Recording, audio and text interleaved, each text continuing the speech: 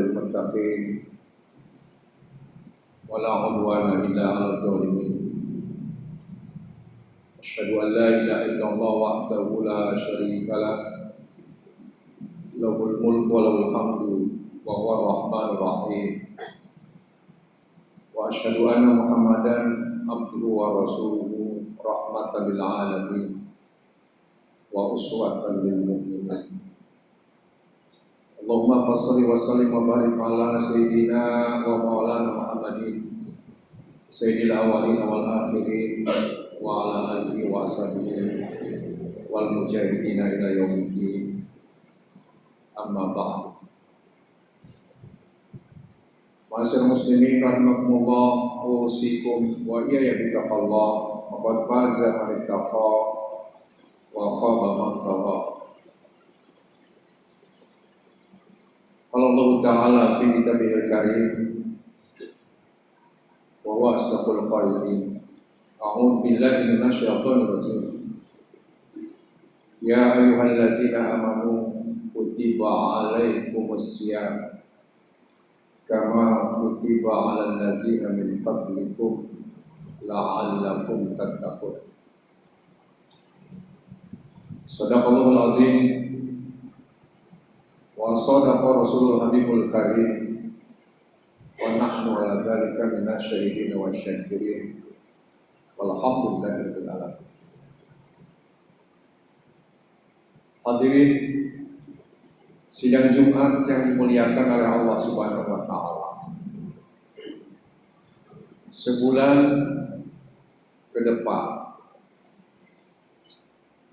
kita umat Islam di dunia ini akan memenuhi panggilan Allah Subhanahu wa taala menjalankan salah satu rukun Islam, yaitu menjalankan amaliyah Ramadan. Sebagaimana ditegaskan dalam ayat yang dalam mukadimah tadi dibaca, wahai orang-orang yang beriman, telah diwajibkan kepada kalian berpuasa sebagaimana puasa itu telah pula diwajibkan kepada umat terdahulu dari sejak Adam alaihissalam sampai kepada Nabi Allah Ibrahim dan seterusnya hingga Nabi Musa alaihissalam dan terakhir kepada baginda Nabi besar Muhammad SAW. Dalam ayat ini jelas tujuannya adalah untuk mencapai takwa. La'allakum tattaqun. Salah satu ciri orang yang bertakwa adalah arif. Sebelum Sya'ban didahului oleh bulan Rajab. Dan di bulan Rajab itu terjadi peristiwa Isra dan Mi'raj. Isra, perjalanan Rasulullah diperjalankan oleh Allah dari Masjidil Haram ke Masjidil Aqsa. Dari Masjidil Aqsa ke Sidratil Muntaha. Tujuannya apa? Tujuannya untuk mencapai kearifan. Sidratil Muntaha menunjukkan tempat yang tertinggi. Tidak ada tempat lain yang tertinggi kecuali Sidratil Muntaha. Tetapi secara makna Sidrah itu artinya pohon bidara. 4 kali disebutkan dalam Al-Quran. Sidrah itu dalam terjemahan pun disebutkan pohon bidara. Dan di Timur Tengah pohon bidara itu sebagai lambang kearifan, lambang kedewasaan, lambang ketakwaan, lambang wisdom. Sehingga Rasulullah diperjalankan secara horizontal dan vertikal mendapatkan sebuah pengalaman yang sangat luar biasa, yang kalau pengalaman itu digoreskan dalam tulisan sampai saat ini pun belum selesai. Itulah yang namanya pengalaman tidak saja indrawiyah, tapi juga pengalaman spiritual. Untuk apa? Mencapai kearifan. Inilah setelah kembali ke bumi, mendapatkanlah sebuah pencerahan kearifan. Makanya Rasulullah dengan modal kearifan itu awalnya menjadi pemimpin keagamaan. Setelah itu hijrah ke Madinah, jadilah pemimpin keduniawian. Bukan sekedar keagamaan, tapi sebagai negarawan. Dan dia sangat arif. Orang bijak disebut arif. Orang yang arifnya mendalam, arif. Karena itu Rasulullah tidak lagi butuh pujian, walaupun setinggi apapun sahabat-sahabatnya memujinya, dan tidak akan pengaruh apapun. Adanya cacian, buli, makian, hinaan pun tidak akan berpengaruh. Kenapa? Karena sudah mencapai kearifan. Dan ini sekarang yang dibutuhkan oleh umat manusia, khususnya umat Islam. Hadirnya pemimpin-pemimpin yang arif, sehingga dipuji pun tidak melambung, tidak lepas dari ikatan bumi. Dicaci dan dimaki pun tidak akan menyebabkan orang itu akan dikriminalisasi, dikritisi pun tidak akan terjadi yang namanya dikit-dikit lapor, sedikit-dikit lapor. Karena pemimpin yang arif, tujuannya tasarruful imam ala ra'iyah manutun bil maslah. Kualitas pemimpin itu ukurannya, standarnya, parameternya sejauh mana ia memberikan kemaslahatan terhadap umat.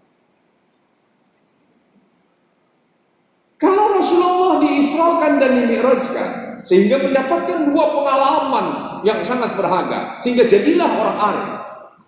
Kita semuanya tahu kalau dalam sejarah bagaimana Rasulullah diperlihatkan oleh Allah. Ada sekelompok petani yang bertanam pada hari itu juga, kemudian memetik. Dikala Rasulullah bertanya kepada malaikat Jibril, "Manhum?" "Ya Jibril, mereka adalah para mujahid. Mereka yang tidak pernah surut sepanjang hidupnya kecuali berjuang dan berjuang, membela kebenaran, menanamkan kalimatul haq, bukan karena tujuan-tujuan materi atau duniawi." Rasulullah diperlihatkan ada orang yang menggunting lidah dan bibirnya sendiri.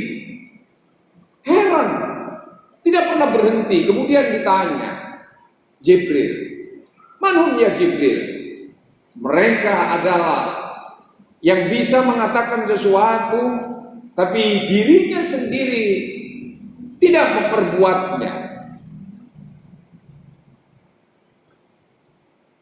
Demikian pula mendapatkan pengalaman juga. Wah, ada manusia yang berenang di atas lautan darah. Berenang di atas lautan darah. Rasulullah heran bertanya kepada dia, "Siapa itu?" "Mereka adalah para penghisap darah, para rentenir, para pemakan riba, para koruptor yang memakan harta haram, dan seterusnya." Terlalu banyak. Untuk mendapatkan pengalaman seperti itu, kita tentu tidak diisrakan oleh Allah dan tidak dimirajkan oleh Allah Subhanahu wa ta'ala. Tapi Allah menyediakan untuk hamba-hambanya yang beriman dan ingin menjadi orang arif, yaitu sholat. Makanya as-sholatu mi'rajul mu'minin. Di riwayat lain, as-sholatu mi'rajul arifin. Salat itu sebagai eskalator untuk mencapai kearifan bagi orang-orang yang ingin menjadi orang bijak.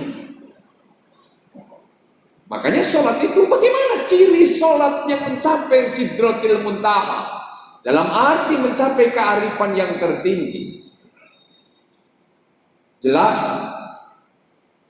dalam surat Al-Ankabut yang namanya innas sholata tanha anil fahsya'i wal munkar. Sholat yang punya karakter sebagai mi'raj, sholat yang menjadikan dirinya bisa terhindar dari perbuatan fahsya dan perbuatan munkar. Apa itu perbuatan fahsya? Apa itu perbuatan munkar? Kalau fahsya, menurut Imam Ar-Razi, artinya zalimun li nafsihi, zalim terhadap dirinya sendiri. Orang yang sholat sudah menjadikan sholatnya sebagai mi'rajnya dalam kehidupan ini, maka dia pantang untuk berbuat fahsya, menzolimi diri sendiri. Apa itu zolim terhadap diri sendiri? Yaitu perbuatan-perbuatan dosa yang sifatnya vertikal, hablum minallah, mabok, narkoba, maksiat suka sama suka, kumpul kebo atau zina, judi di tempat-tempat pun jauh, di Mako, di Las Vegas, di Genting Island. Itu namanya perbuatan fahsya, zalim terhadap diri sendiri. Orang yang zalim terhadap diri sendiri ini dosa besar. Tetapi ada peluang untuk diampuni kalau ia bertobat langsung direct kepada Allah. Kenapa? Karena urusannya urusan zolimun li nafsihi, zolim terhadap diri sendiri. Sehingga di dalam surat Al-Imran dikatakan, walladzina idza fa'alu fahishatan aw dzalamu anfusahum zakarullah fastaghfaru lidzunubihim. Siapapun dia yang melakukan perbuatan fahsya, menzolimi atau menzolimi diri sendiri, maka segera ingat Allah dan mohon ampun kepada Allah. Gak usah bilang-bilang sama orang lain, sembunyi-sembunyi, tengah malam bangun. Kalau taubatnya nasuha, 10 tahun tidak sholat, 10 tahun dia judi, 10 tahun dia mabuk, berhenti total, dilanjutkan dengan perbuatan-perbuatan amal soleh. Apa kata Nabi? Asa ayaghfirallahu lahu. Boleh jadi Allah akan mengampuni. Itu namanya fahsya. Itulah yang namanya sholat yang mencapai derajat sebagai fasilitas mi'raj, mencapai kearifan. Sehingga biasa emosinya turun. Biasa meledak-meledak, ia sedikit kalem. Biasa malas, dia semangat. Tidak mau menzolimi dirinya sendiri. Dan yang kedua, munkar. Sholat yang punya derajat sebagai fasilitas mi'raj untuk mencapai tingkatan arif dalam batas manusia, bukan sebagai rasul, yaitu yang bisa menghindari dari perbuatan munkar. Apa itu perbuatan munkar? Zalimun li ghairihi. Ia zalim terhadap orang lain. Apa itu zalim terhadap orang lain? Yang dalam bahasa fikih namanya disebut dosa sosial. Dosa menzolimi sesama, dosa sosial. Contohnya apa? Rasul menyatakan, qad syatama hadza wa qadhafa hadza wa akala mala hadza wa safaka dama hadza wa daraba hadza. Contoh dosa sosial terhadap sesama, zalim terhadap orang lain. Yang pertama, mempermalukan orang lain di depan umum. Caci maki orang di depan umum. Ini yang pertama.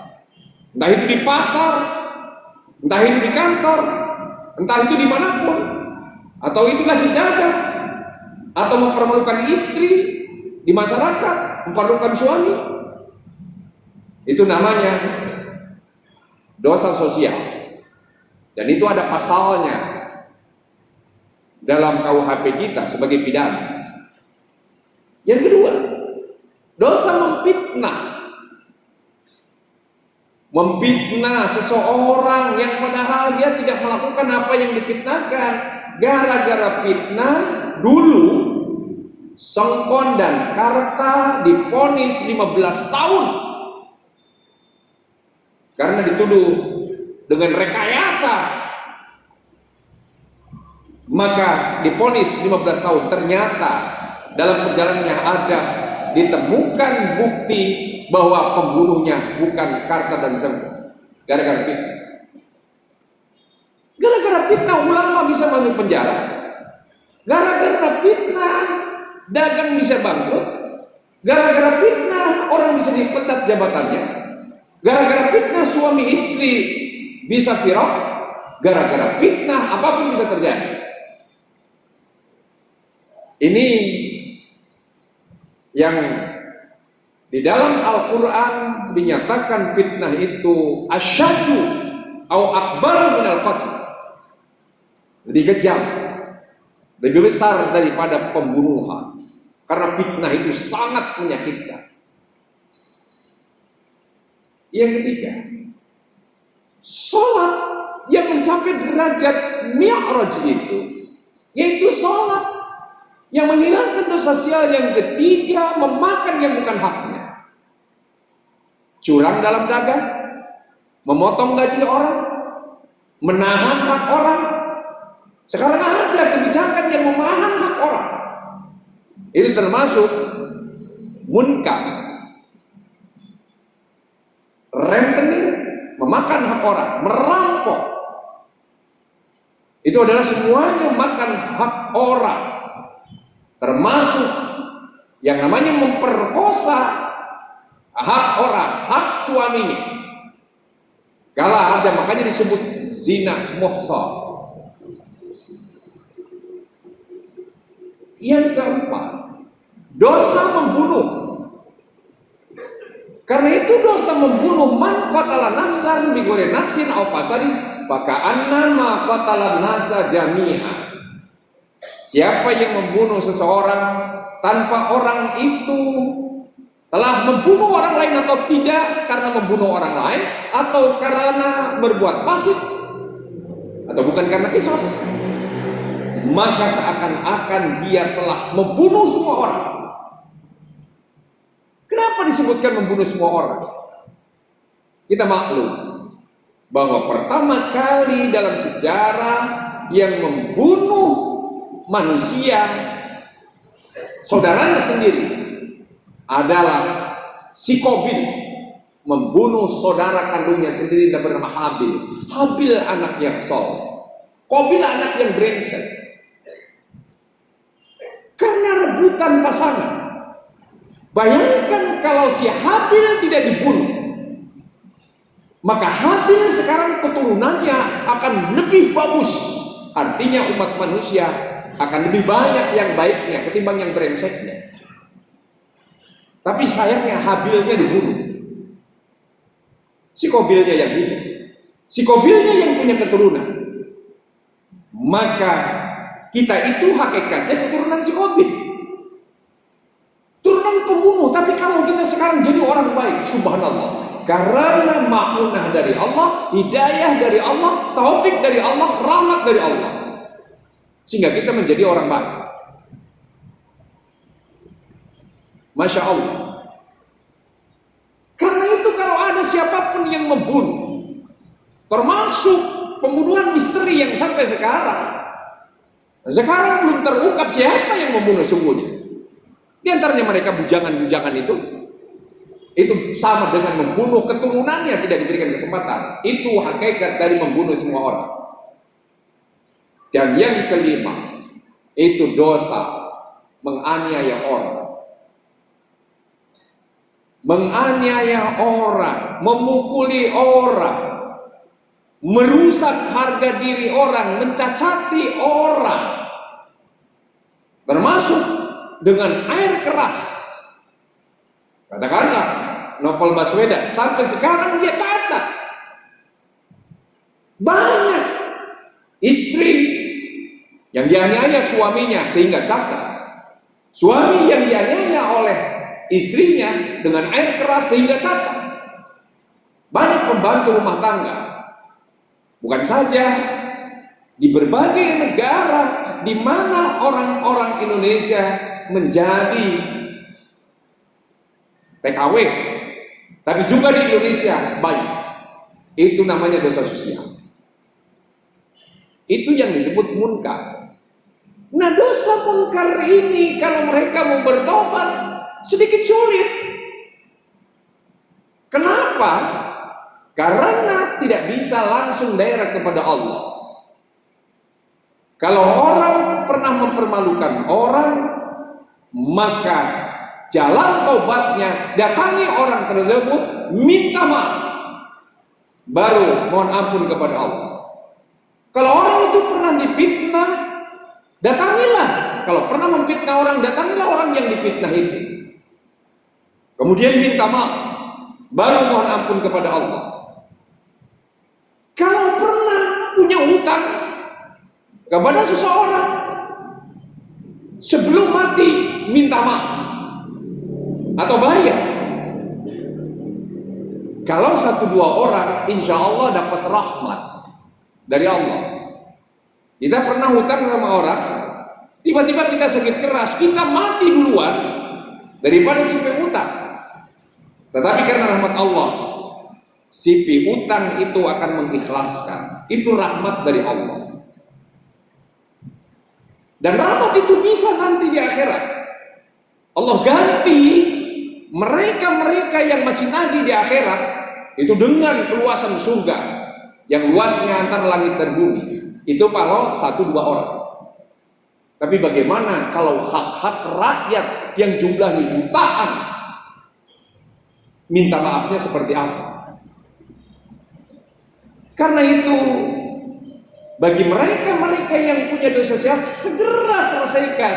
Makanya sesungguhnya rahmat bagi mereka yang berbuat jahat, kejahatan kemanusiaan, kemudian ditangkap KPK, ditangkap polisi, diproses di pengadilan, kemudian masuk penjara. Kalau benar itu sesungguhnya rahmat bagi dirinya. Karena ia bisa melaksanakan yang namanya pencucian dosa dengan sebuah kesadaran spiritual. Itu rahmat namanya.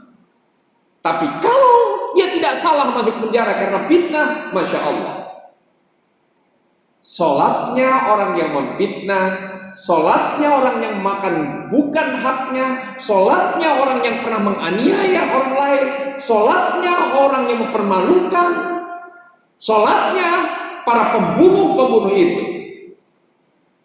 Apa kata Nabi?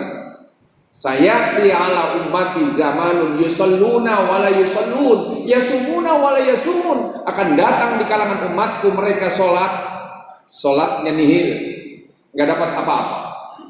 Mereka hajinya nihil, nggak dapat apa-apa. Mereka puasanya nihil, nggak dapat apa-apa. Kenapa? Karena semua pahala ibadah digerogoti dan diambil oleh Allah, diberikan kepada mereka-mereka yang menjadi korban dikala di dunia ini. Sangat luar biasa. Itulah sebabnya maksud sholat itu mencapai tingkatan kearifan yang tertinggi, sehingga tidak mempertontonkan perkataan-perkataan yang Masya Allah. Kita lihat di media sosial, semuanya keluar dari konteks iman, keluar dari konteks agama, keluar dari konteks kemanusiaan, keluar dari konteks kearifan. Kenapa? Karena tidak menghayati sholatnya. Padahal sebagian besar mereka sholat, tapi sholatnya tidak dijadikan sebagai alat untuk mencapai tingkatan kearifan yang tertinggi. Karena waktu yang membatasi, in asantum di anfusikum wa in asatum falha. Siapa yang berbuat kebajikan, kebajikan itu yang kembali kepada dirinya. Dan siapa yang berbuat kejahatan, kejahatan itu pula yang akan berakibat kepada dirinya. Barakallahu wa lakum bil Qur'anil azim wa nafa'ani wa iyyakum bima fihi minal ayati wal hikmah. Wa taqabbala minni wa minkum tilawatahu wa nasimul alim. Aqulu qouli hadza fastaghfiruhu innahu ghafurur rahim.